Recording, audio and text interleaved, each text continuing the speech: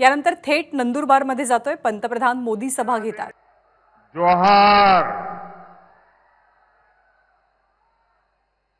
नंदुरबार मधील माझ्या सर्व भावांना आणि बहिणांना माझा नमस्कार.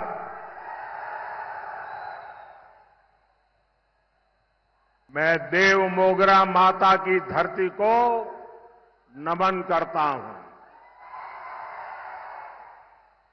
मैं महान आदिवासी सेनानी राघोजी भांगरे को श्रद्धापूर्वक प्रणाम करता हूं.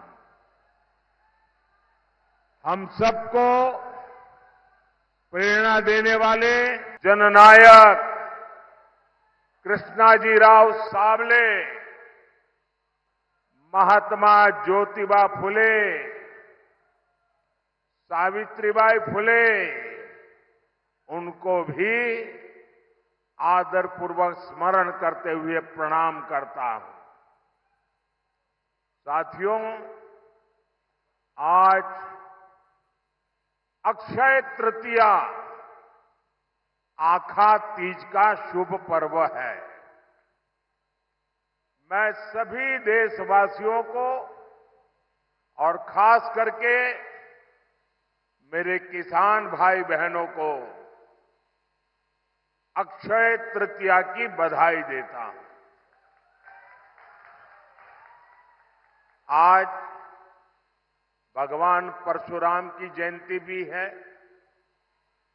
मैं सभी देशवासियों को इस शुभ दिन की भी शुभकामनाएं देता हूं. और अक्षय तृतीया हो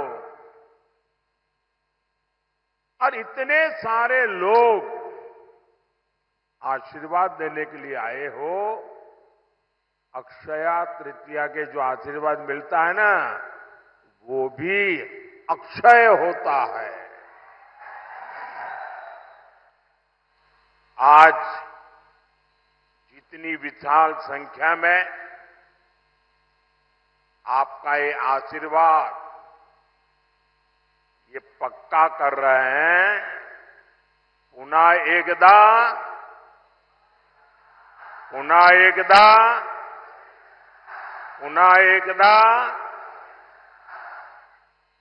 मैं देख रहा हूं अभी भी हुजूम का हुजूम अंदर आ रहा है.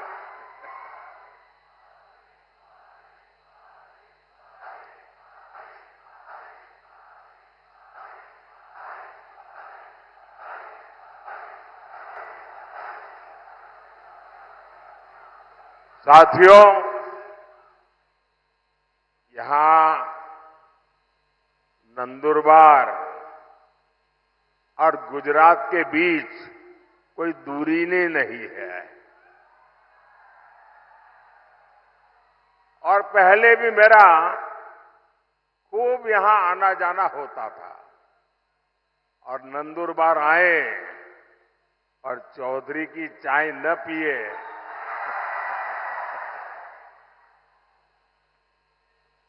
चौधरी की कड़क चाय यानी नंदुरबार की यादों से जुड़ जाती है. और चाय का रिश्ता और आपके प्यार का कर्ज मोदी कभी भी भूल नहीं सकता. साथियों, वंचितों, आदिवासियों की सेवा मेरे लिए परिवार के सदस्य की सेवा जैसी है. मैं कांग्रेस के शाही परिवार की तरह बड़े घराने से नहीं निकला हूं.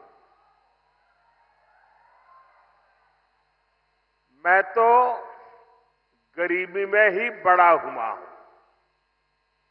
मुझे पता है यहां आपने कितनी तकलीफ उठाई है.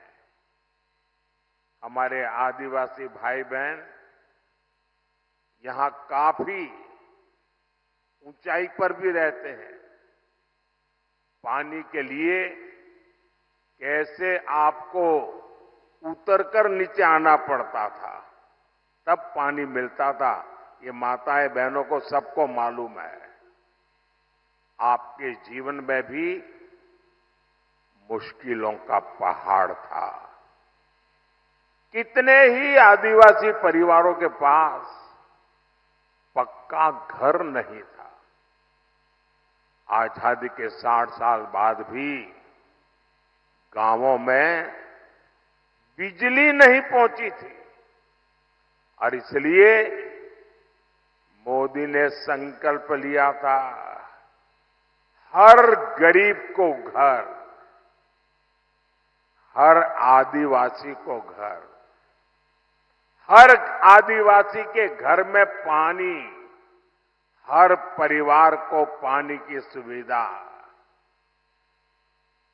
दूर सुदूर जंगलों में भी गांव क्यों न हो, हर गांव में बिजली। साथियों, हमने नंदुरबार के करीब 1.25 लाख, देखिए आजादी के 70 साल के बाद मैं कह रहा हूं, करीब 1.25 लाख गरीबों को हमने पीएम आवास पक्का घर दिया सिर्फ नंदुरबार में। और मेरा एक काम है, मैं करोगे आप लोग? मेरा एक काम करोगे? ये मेरा दिली काम है, करोगे? माताएं बहनें करेगी? ये जो पीछे लोग खड़े हैं वो करेंगे? हाथ ऊपर करके बताओ, करेंगे तो मैं बताऊं करेंगे। अच्छा, मेरा एक काम करना, इन दिनों आप चुनाव के लिए जब भी गांव में जाए, मोहल्ले में जाए, और अगर आपके ध्यान में आए कि भाई ये 2 परिवार है, उनको अभी गैस का कनेक्शन नहीं मिला है, ये 2 परिवार रह गए हैं, उनको नल से जल नहीं मिला है, अभी 4 परिवार रह गए हैं, वो तो अभी कच्ची झोपड़ी में रहते हैं, उनको पक्का घर नहीं मिला है, आप उनका नाम पता लिख लीजिए और मुझे भेज दीजिए।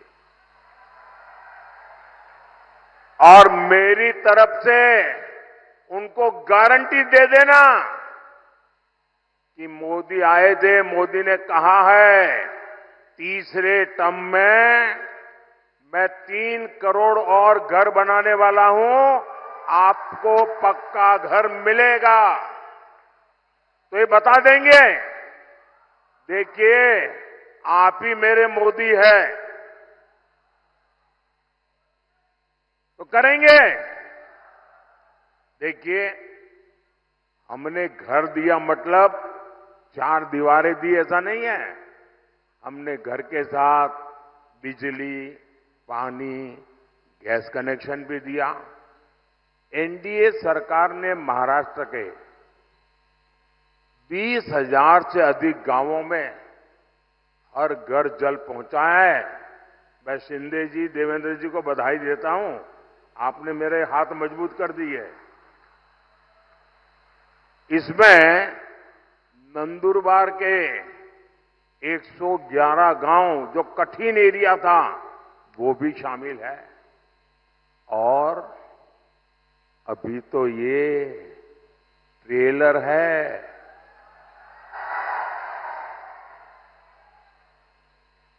अभी तो मोदी को बहुत कुछ करना है और आपके लिए करना है। साथियों, एक तरफ भाजपा के ये प्रयास है और दूसरी तरफ एक कांग्रेस है। कांग्रेस ने आदिवासी भाई बहनों की कभी परवाह नहीं की। आदिवासी इलाकों में सिकल सेल एनीमिया एक बड़ा खतरा रहा है, लेकिन कांग्रेस ने इस बीमारी की तरफ उतना ध्यान ही नहीं दिया। ये बीजेपी है जिसने सिकल सेल एनीमिया को जड़ से खत्म करने के लिए अभियान चलाया है। और मेरी माताएं, बहनें, नौजवान, ये जो सिकल सेल एनीमिया के लिए मैं काम कर रहा हूं ना, वो चुनाव के लिए नहीं कर रहा हूं। आने वाली आपकी अनेकों पीढ़ियों के लिए मैं लगा हुआ हूं, ताकि उनको वो ऐसी बीमारी ना आए। कोई गरीब कुपोषण का शिकार ना हो, हमने इसकी भी चिंता की। आज नंदुरबार से के 12 लाख से ज्यादा लोगों को मुफ्त राशन मिल रहा है। साथियों, कांग्रेस जानती है कि वो विकास में मोदी का मुकाबला कर ही नहीं सकते,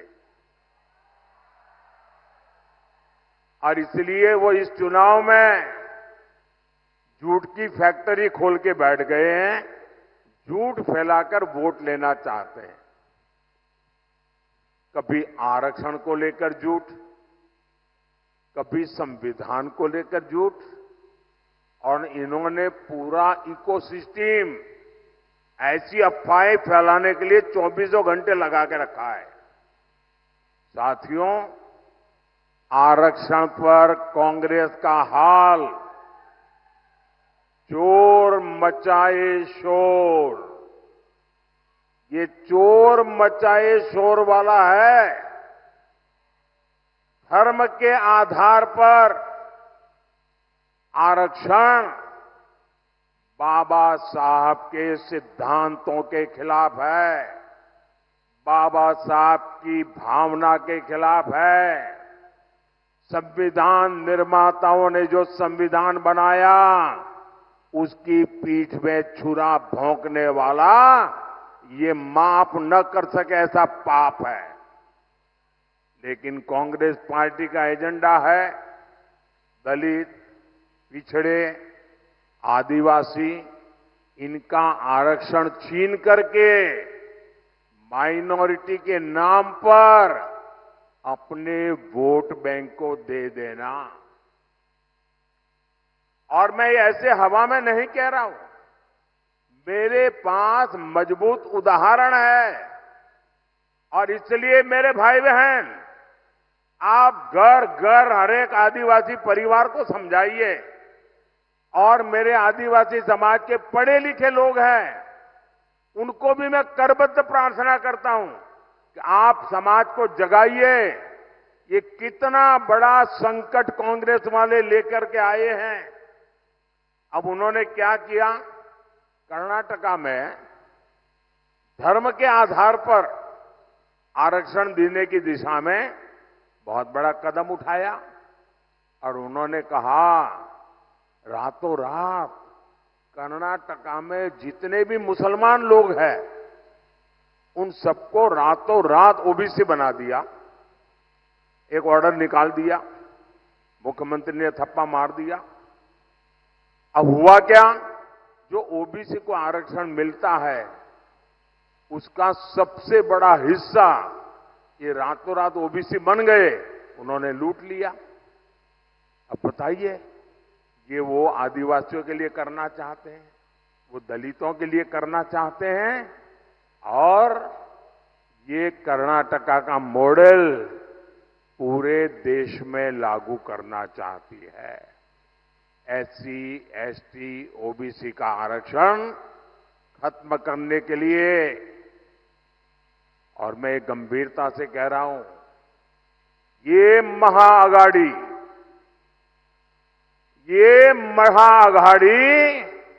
आरक्षण का, महाभक्षण का महाअभियान चला रही है। वहीं एससी, एसटी, ओबीसी का आरक्षण बचाने के लिए मोदी महारक्षण, आरक्षण का, महारक्षण का महायज्ञ कर रहा है। मैं पिछले 17 दिन से लगातार कांग्रेस पार्टी को चुनौती दे रहा हूं। मैं कांग्रेस से पूछा कि वो लिख कर दें कि वो एससी, एसटी, ओबीसी का आरक्षण उसके टुकड़े करके एक टुकड़ा मुसलमान को नहीं बांटेंगी। मेरा सवाल सही है कि गलत है भाई? सही है कि गलत है? अब वो ये मुसलमानों को देना चाहते हैं और कांग्रेस जवाब भी नहीं देती है। सच बोलो ना भाई कि हम नहीं देंगे। इसका मतलब ये इनका हिडन एजेंडा है, आपका हक लूटने का खेल है भाई। मेरे इस चैलेंज पर कांग्रेस की चुप्पी थी, यानी दाल में काला है।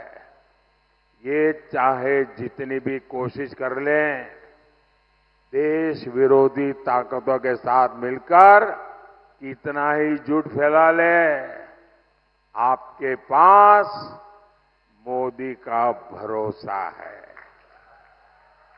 आपके पास मोदी की गारंटी है। और आप लिख के रखिए, मोदी जब तक जिंदा है, मोदी जब तक जिंदा है, एससी, एसटी, ओबीसी में से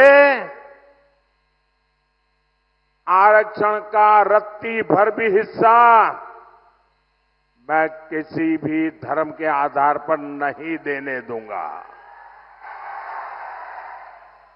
कोई उसको हाथ नहीं लगा सकता है। और देशवासी, मैं बड़े जिम्मेवारी के साथ कहना चाहता हूं और दायित्व के साथ कहना चाहता हूं, वंचित का जो अधिकार है, चाहे एससी हो, एसटी हो, ओबीसी हो, वंचित का जो अधिकार है, मोदी उसका चौकीदार है।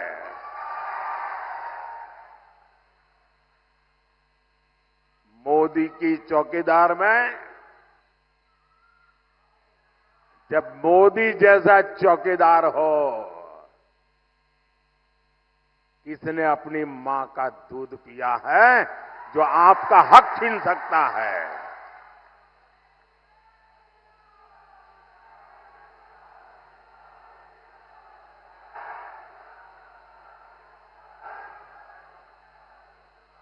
साथियों,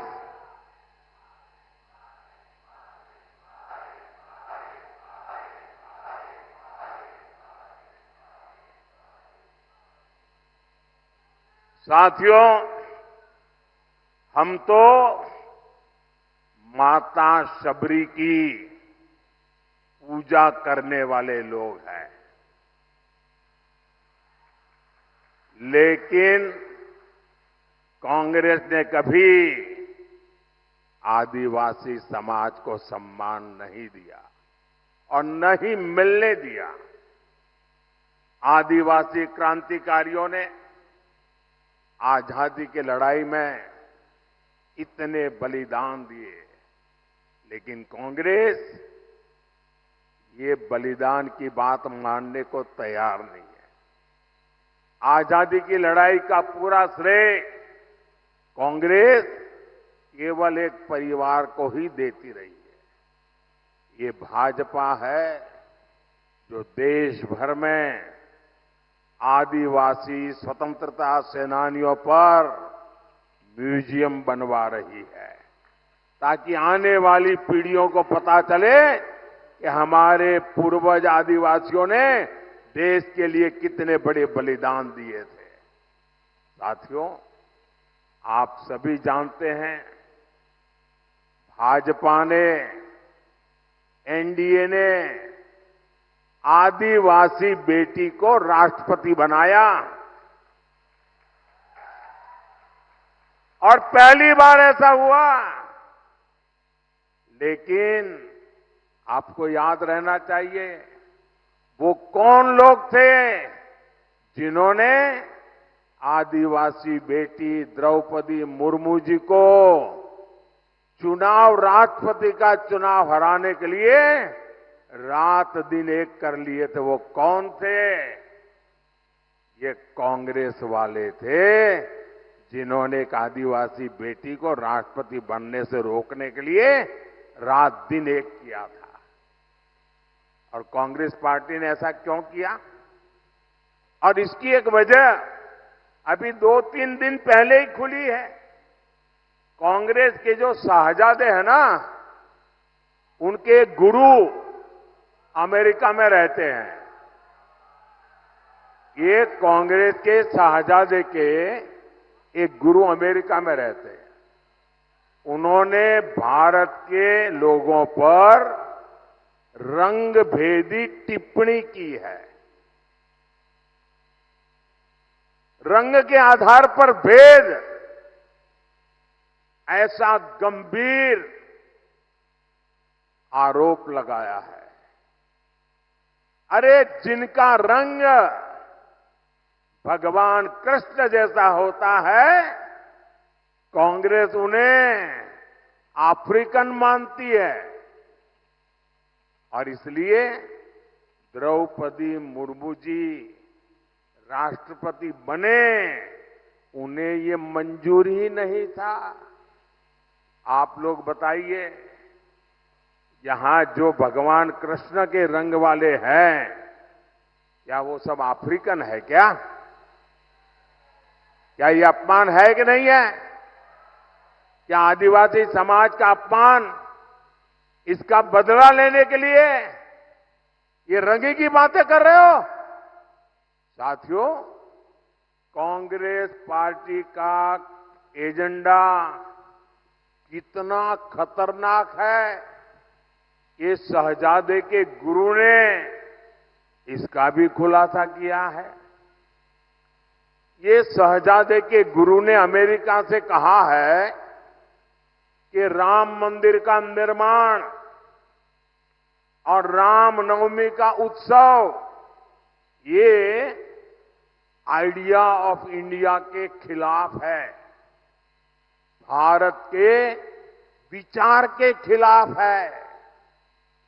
उन्होंने यहां तक कह दिया, मोदी मंदिर जाता है, वो भी उनके पेट में चूहे दौड़ने लग जाते हैं। कांग्रेस, मेरा मंदिर जाना भी भारत विरोधी है। बताइए भाई, क्या मंदिर जाना ये देशद्रोह है क्या? जरा आप बताइए, देशद्रोह है क्या? क्या ये भारत विरोधी काम है क्या? आप कल्पना कर सकते हैं? आप कांग्रेस की मानसिकता देखिए। ये राम के देश में राम मंदिर को देश विरोधी बता रहे हैं। ये तुष्टीकरण के लिए सरकारी इफ्तारी करने वाले लोग, ये आतंकवादियों की कब्रों को संवारने वाले लोग, ये हम सबके प्रभु राम और जिनका राम मंदिर, जहां हम जाते हैं, उस राम मंदिर जाने को देश विरोधी बता रहे हैं। मेरे भाई बहन, हम तो माता सबरी के पुजारी हैं। ये इंडी गठबंधन हमला, ये मोदी पर नहीं, 140 करोड़ देशवासियों की आस्था पर है। ये हमला आप पर है, ये मेरे देश के आदिवासियों पर हमला है। कांग्रेस पार्टी देश से हिंदू आस्था को मिटाने का षड्यंत्र कर रही है। साथियों, प्रभु श्री राम जीवन के उच्चतम आदर्शों, महानतम गुणों और सुंदरतम मूल्यों के महासंगम है। भारत के अस्तित्व का आधार राम से है और भारत के भविष्य का प्रेरणा पुंज भी प्रभु श्री राम है।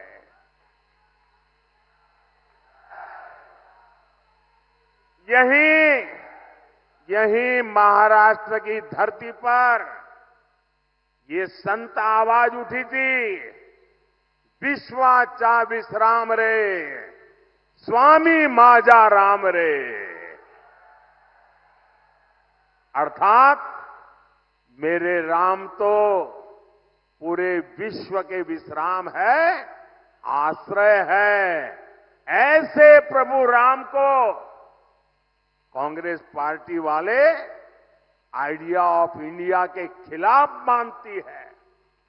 भगवान श्री राम की सीख है, परहित सरीस, धर्म नहीं भाई, पर पीड़ा सम नहीं अधमाई। अर्थात दूसरों की सेवा से, परोपकार से बढ़कर कोई धर्म नहीं है और किसी को पीड़ा देना ही सबसे बड़ा पाप है। ऐसे प्रभु राम को शहजादे, उनके गुरु और Congress party India idea of India के खिलाफ मानती है। हमारे राम कहते हैं, कोमल चित दिनह पर दाया, मन वच क्रम ममा भगति अमाया। अर्थात जो दीन दुखियों की पीड़ा को जानता है, महसूस करता है, वही मेरा भक्त है। ऐसे प्रभु राम को कांग्रेस आइडिया ऑफ इंडिया के खिलाफ मानती है और ये भगवान राम की ही शिक्षा है। धर्मुनु दुसुर, धर्मो न दुसर, सत्य समाना, आगम निगम पुराण बखाना। अर्थात सत्य से बढ़कर कोई धर्म नहीं है। ऐसे प्रभु राम को कांग्रेस आइडिया ऑफ इंडिया के खिलाफ मानती है। ये राम ही है, ये राम ही है जो सभी दीन दुखियों को, वंचितों को गले लगाकर अपने पास बैठाते हैं। सहज सहज स्नेह विवश रघुराई, सहज स्नेह विवश रघुराई, पूछी कुशल निकट बैठाई। ऐसे प्रभु राम को कांग्रेस आइडिया ऑफ इंडिया के खिलाफ मानती है। हमारे राम जनजातीय समाज से कैसे मिलते हैं? हमारे राम जनजातीय समाज को मिलते हैं, पुरजन करी जो हारू घर आए।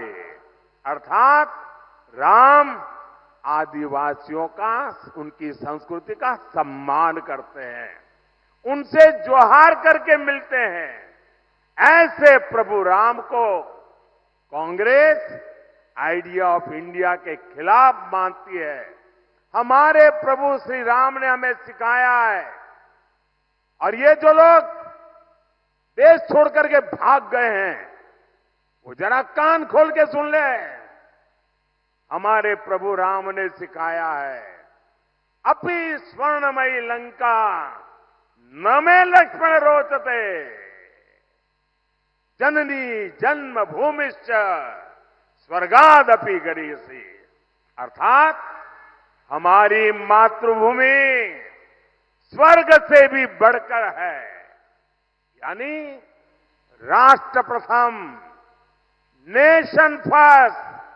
ऐसे प्रभु राम को कांग्रेस आइडिया ऑफ इंडिया के खिलाफ मानती है।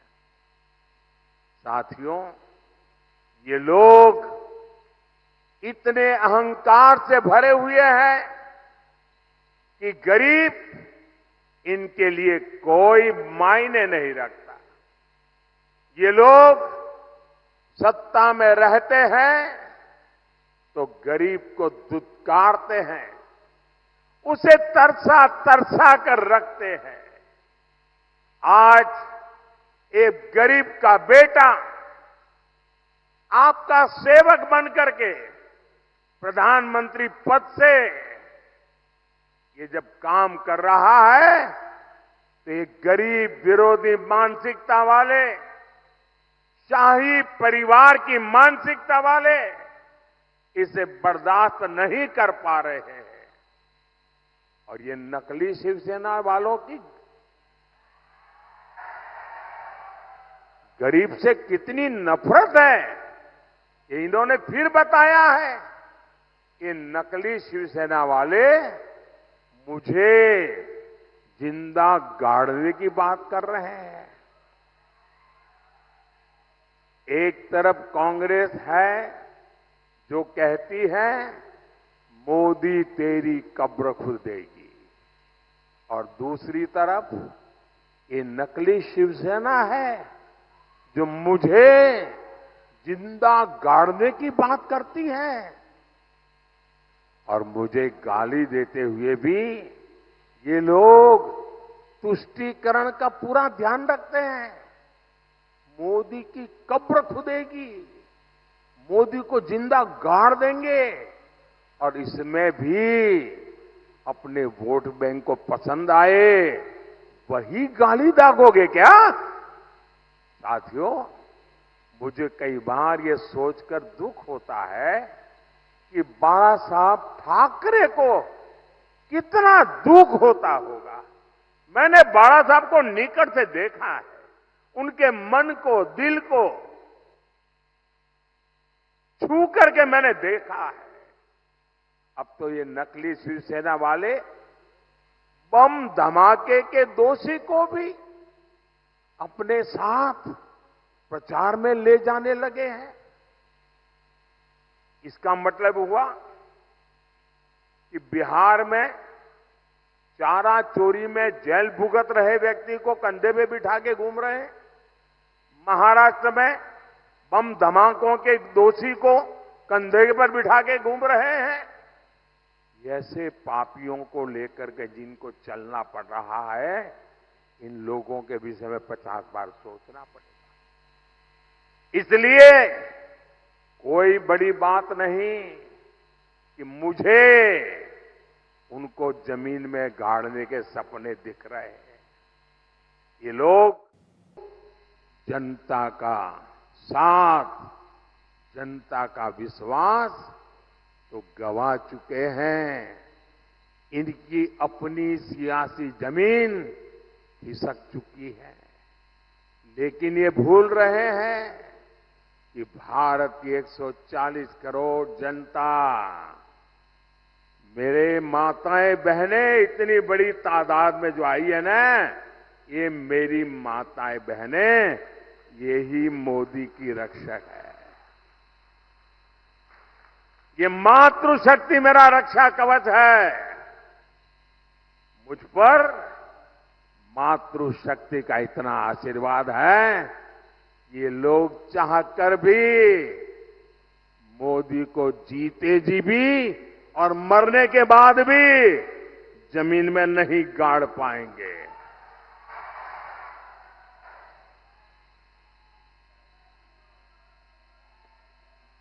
साथियों, महाराष्ट्र के एक दिग्गज नेता 40-50 साल से वो ऐसे ही कुकड़ी मारते रहते हैं। बारामती के चुनाव के बाद वो इतने चिंतित है कि उन्होंने एक बयान दिया है, और ये बयान उन्होंने, मैं पक्का मानता हूं कि काफी लोगों से विचार विमर्श करके ही दिया होगा। वो इतने हताश और निराश हो गए हैं कि कि उनको लगता है कि अगर 4 जून के बाद सार्वजनिक जीवन में, राजनीतिक जीवन में अगर टिक के रहना है तो छोटे छोटे राजनीतिक दलों को कांग्रेस में मर्ज हो जाना चाहिए। इसका मतलब ये जो नकली एनसीपी है और ये नकली शिवसेना है, उन्होंने कांग्रेस में मर्जर करने का मन बना लिया है। अब आपको मैं बताता हूं, जब 4 जून के बाद कांग्रेस में जाकर के मरने के बजाय अरे सीना तान करके हमारे अजीत दादा के साथ और शिंदे जी के साथ आओ, बड़े शान से सपने पूरे हो जाएंगे। भाइयों बहनों, 13 मई को कांग्रेस और इंडी अघाड़ी को आपका वोट ही जवाब देगा। नंदुरबार से हमारी बेटी हिना गावित जी आपकी सुख दुख की साथी है, और आप जानते हैं ना हिना मेरी कितनी मदद करती है। पार्लियामेंट में आपने देखा होगा, ये छोटी बेटी है लेकिन पार्लियामेंट में विपक्ष वालों के छक्के छुड़ा देती है। आप उन्हें ज्यादा से ज्यादा वोट देकर बहुत बड़ी जीत दिलाइए। और मेरा इसके लिए आग्रह है, मतदान ज्यादा होना चाहिए। भाई करोगे? पहले मतदान फिर जलपान, मंजूर है? अच्छा, मेरा एक काम करोगे, जरा हाथ ऊपर करके कहिए। माताएं बहनें बताइए, मेरा एक काम करोगे? जरा हाथ ऊपर करके बताइए, मेरा एक काम करोगे? देखिए, घर घर जाना और लोगों को कहना कि अपने मोदी जी आए थे और मोदी जी ने आपको प्रणाम भेजा है। मेरा प्रणाम पहुंचा देंगे? हर परिवार में मेरा प्रणाम पहुंचा देंगे? बोलिए भारत माता की, भारत माता की, भारत माता की। बहुत बहुत धन्यवाद।